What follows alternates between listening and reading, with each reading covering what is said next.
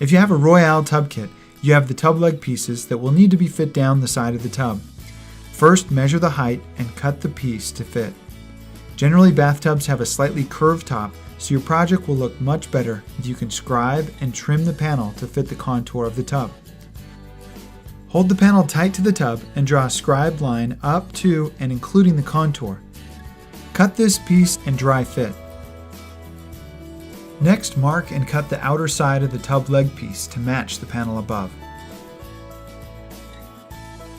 To install, apply adhesive on the back of this panel, and then apply a thin bead of your color-matching silicone to the top of this small panel as shown.